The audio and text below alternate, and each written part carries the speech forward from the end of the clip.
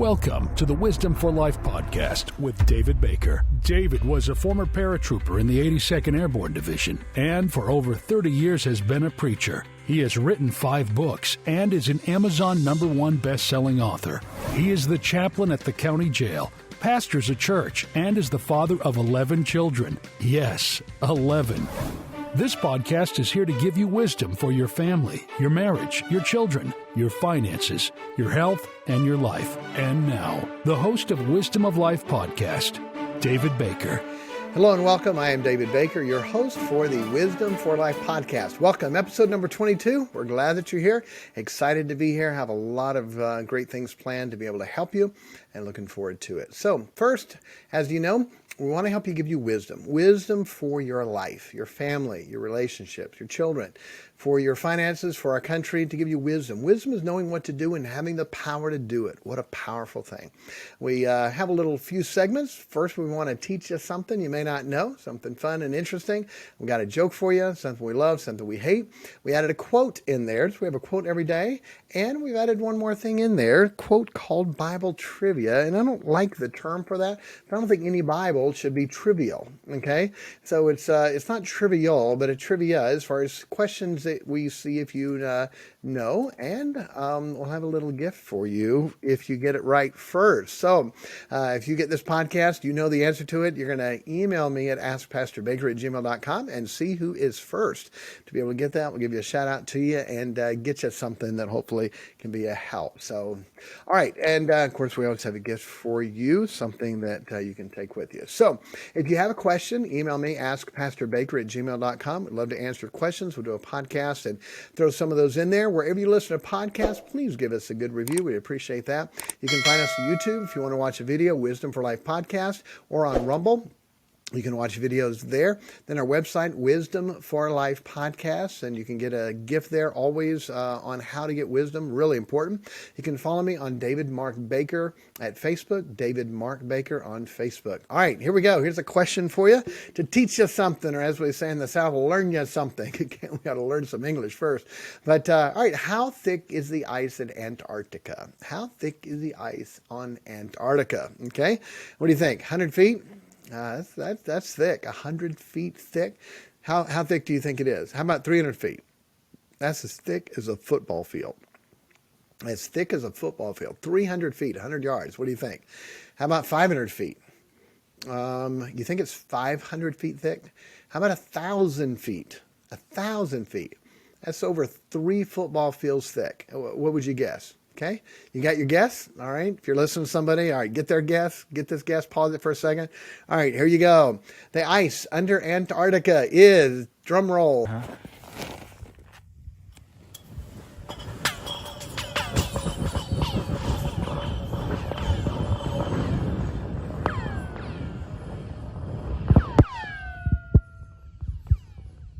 7,000 feet thick. It's about 19 football fields. The U.S. Antarctica program also notes that if the ice sheet ever suddenly melted, it would raise the sea level worldwide an estimated 200 feet and submerge much of the Gulf and Atlantic coastal areas of the U.S., okay? Raise it 200 feet, 7,000 feet thick. That's a lot of water. All right, so we got a joke for you. This is more of a story, but it is hilarious. I like it. It's you may not, depending on what side of it you're on, but I thought it was pretty cute and a little revengeful, but I think I probably deserved it. So here we go. Here's the story. You ready, boys and girls? Everyone listen carefully. All right. On the first day, she sadly packed her belongings into boxes, crates, and suitcases. On the second day, she had the movers come and collect her things. On the third day, she sat down for the last time at their beautiful dining room table by candlelight. She put on some soft background music and feasted on a pound of shrimp, a jar of caviar, and a bottle of spring water. When she'd finished, she went into each room and deposited a few half-eaten shrimp dipped in caviar into the hollow center of the curtain rods. She then cleaned up the kitchen and left. On the fourth day, her husband came back with his new girlfriend, and at first all was bliss. Then slowly the house began to smell.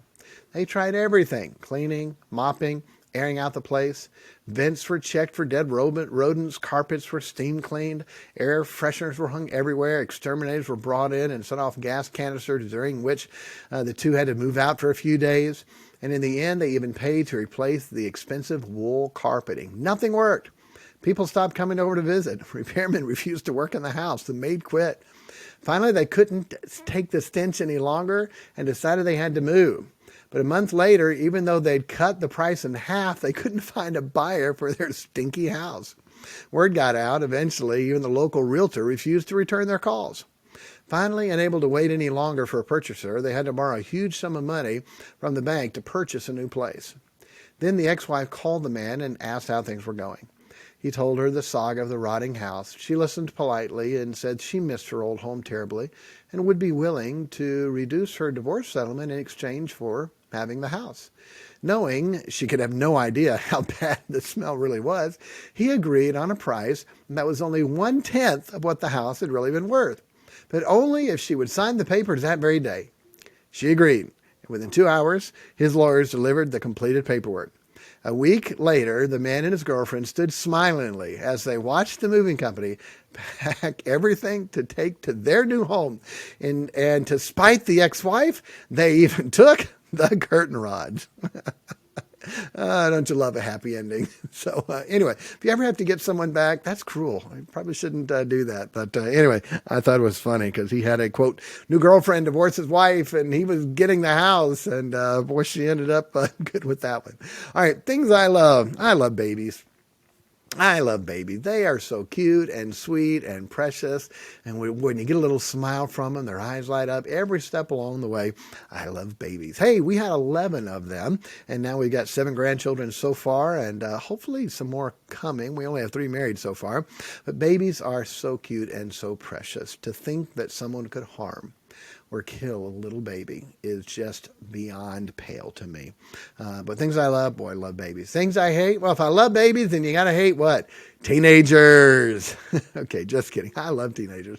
And honestly, I love working with them more than any group. I enjoy teenagers. I was a youth director right out of college, and I've always worked well with teenagers. I love teenagers, and they know that. And they're good people with which to work. So, all right, so I don't hate teenagers. So what do I hate? Okay, road construction. How about that? Can we agree on that one?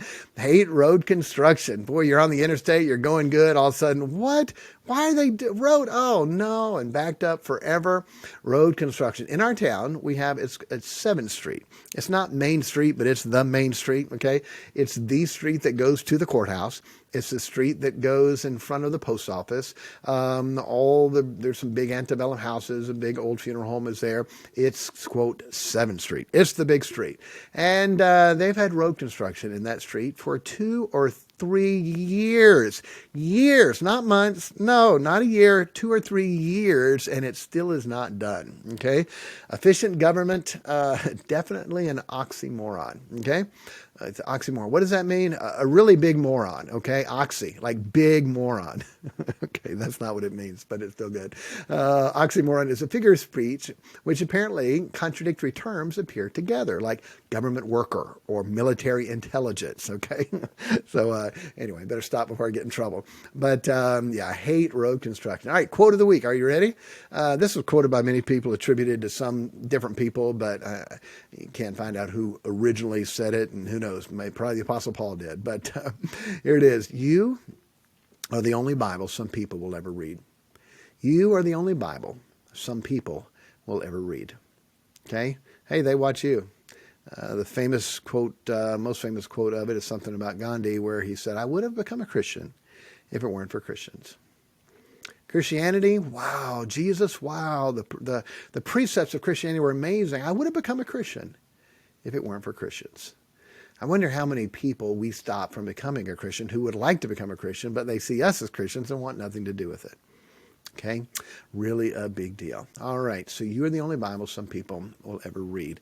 Let's make sure they're reading a good copy of it. All right. So Bible quote trivia. Again, I don't like the word there, but here's a question. All right. First one to email me with this. Ask Pastor Baker. I'll see when it comes in.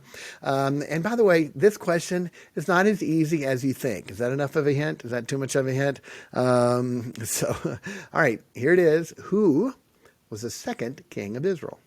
Who was the second king of Israel? Okay. All right. That's the trivia question of the week. All right. So send that in. Ask pastorbaker@gmail.com. Who was the second king of Israel? Now, I haven't Googled this to see what Google says on this. So, I would appreciate if you looked in the Bible and didn't just Google it. But anyway, I can't control who does. So whoever listens to it first and sends in the correct answer. Let me just see. Should I see if Google has this right while we're on air? So let's see. Who was the second king of Israel? Oh, okay. Well, I won't tell you if they got it right or wrong, but that'll be interesting. So there we go. That's the way I wanted it to. So I looked it up, and I'm not going to tell you if they got it right or wrong. So you can try to use them if you would like, and see how that gets you. Okay. All right. All right. So the lesson today, the thought, very, very, very big, very important, very helpful if you will use it. So philosophically, what is life about? What is life about? What is life? What is life? The age, the date, how many years you live? What is life about? We know Jesus is the life. Jesus, the way, the truth, and the life. We know that. Jesus said in John 6:41, I am the living bread which came down from heaven. If any man eat of this bread, he shall live forever. And the bread that I will give is my flesh, which I will give for the life of the world. Jesus is the life. John 11:26, Jesus said unto her, I am the resurrection and the life. He that believeth in me, though he were dead, yet shall he live. But what is life on this earth? What is life? I love this verse, Luke 12:15. And he said unto them, take heed, beware of covetousness, for a man's life consisteth not in the abundance of the things which he possesseth. A man's life consisteth not in the abundance of the things which he possesseth. We technically know that. We talk about that. We say, he who dies with the most toys wins, right? Okay, that's the philosophy of America. No, he who dies with the most toys is still dead. Life is not in your things. Life is not in your things. It's not in your accomplishments, your trophies, your awards, your honors, your degrees. We all have them. And guess what? That's not life. It's exciting for a minute, but it doesn't last very long. Okay? So that's not life. What is it? Life in our grades? No, that's not. Kids will be glad to hear that. Life in the food we eat, the clothes we wear, the things we have? No, it's not in that. So what is it? Listen carefully. If life is not in things, then what else is there left? The only thing that's left is relationships. Relationships. Life consisteth not in the abundance of the things which he possesseth. Life is not in our things, and life must be in what? Our relationships. Our relationships. That's what life is. You show me someone who has a good relationships in their life, and I'll show you someone who has a good life. You show me someone who has bad relationships, and I'll show you someone who has a bad life. I don't care how much money they have. I don't care how many things they have. J. Paul Getty said he would give every dime that he had to have one happy marriage. He was the richest man that ever lived at one time. Life is not in our things. Life is in relationships. If that's true, then we ought to work on those. We ought to work on those relationships. The first relationship, of course, is with God. He is the life. If your relationship with God is good, even if the whole world's falling apart, you're still going to make it. How's your relationship with God? On a 1 to 10. 10 is perfect. Boy, I could just see him and step over into heaven and give him a hug and be so close to him. Or 1, who's Jesus? How's your relationship? Okay? We'll talk more about that another time, but to rebuild that, to fix that, to build that relationship with God. How's your relationship with your mom, your dad? How's your relationship with your wife, your husband, your brother, your sister, your grandparents, your preacher, your friends, a teacher, principal, boss, work friends, neighbors? How are your relationships? If you went through all of those and gave them a 1 to 10, what would they be? What can you do to make them better? When I was a teenager, relationship with mom was a 3. Dad was a 3. My brother was probably a 6. He was living in the world following after me. My younger brother, probably a 4. My sister probably was a 2. She was goody two shoes, and I wasn't. But my worldly friends, man, we had a 10 relationship.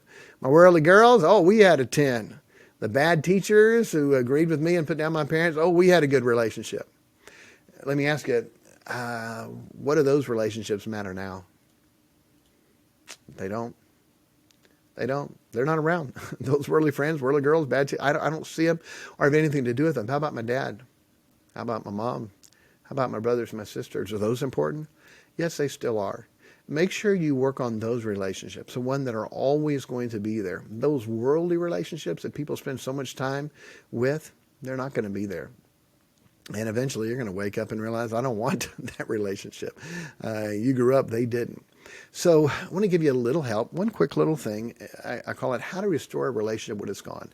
I had totally destroyed some relationships. By living in the world and doing the things that I'd gotten into, the alcohol, the drugs, moving out of the house, telling my parents what went by their rules, I had destroyed some relationships. I had to fix those when I got right with God. So let me give you a little help. If you have a relationship that is destroyed, this can be with a friend, a parent, a family member, here's what you do. You ready?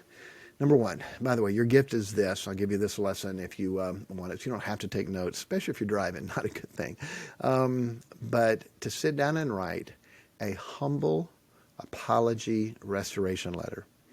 To sit down and write a humble apology restoration letter. By the way, don't email it. Don't text it. A written letter. A written letter. And you want to get in the frame of mind of restoring the relationship. And you want to ask God to help you to write it. And you want to write it with the emotion that's real inside of it. And you want to ask God to send the emotion with a letter. Can God do that? When they open the letter and read it, can they be hit with the same emotion in which you're writing? Absolutely. And that's what you want. So here's what you do. You write a humble apology letter. So, first part of this, list everything you've done wrong, apologize for it, that you can remember, anything you can remember, and then don't hint anything they've done wrong. A lot of times our apology letters are not very good. Well, I'm sorry I did this, but I only did this because you did that. Okay, that's not apology. That's not going to get you very far at all, okay? So don't write it with that. Apologize for everything that you did wrong, anything you can think of, anything they think you did wrong, apologize for it. Don't argue, don't backtalk, don't make excuses for it, and don't hint to anything that they did wrong. I'm not going to tell you the relationship, but it was a very close relationship, and I was disowned. The relationship that I had with them was gone, and they wrote me to tell me that. Okay, it wasn't my mom or dad, but it was a close relationship, and I was written a letter, and was my relationship that I had with this person, and it was a real relationship. They basically told me that it's not there, and so I did this. This is the letter I wrote, and they did some things obviously that were not right. How they handled it was not right at all, but I didn't hint to that because that's not going to help it. They don't want to hear what they did wrong, and I'm trying to restore the relationship. So on my side, I wrote a humble apology letter for everything that I had done wrong. I am sorry for this. I'm sorry for this. I'm sorry for this, without making excuse and without hinting anything that they did wrong. And guess what happened? Restored. They never wrote and apologized for everything that they did, and I didn't require them to. By the way, God doesn't either. We should forgive the way God forgives, okay? Immediately before they ask, even when they don't deserve it. That's what Jesus did. He forgave the men who put him on the cross. Father, forgive them, for they know not what they do. So we should forgive people without them having to ask for it, even if they don't deserve it. And God restored that relationship because I was willing to write a humble apology letter for everything that I did wrong, not hinting to anything that they did wrong.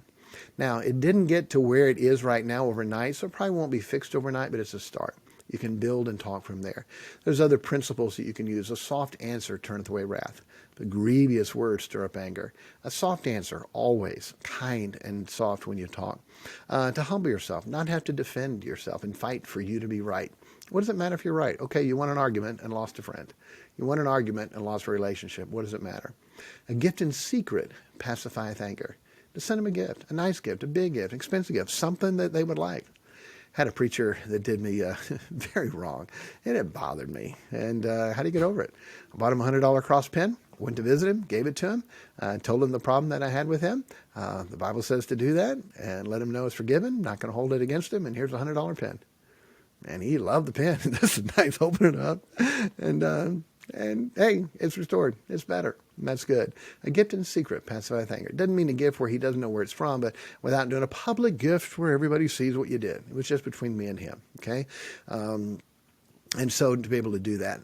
What else? Agree with thine adversary quickly. Agree with thine adversary quickly. It's really hard to fight with somebody that's agreeing with you. Okay, it's really hard.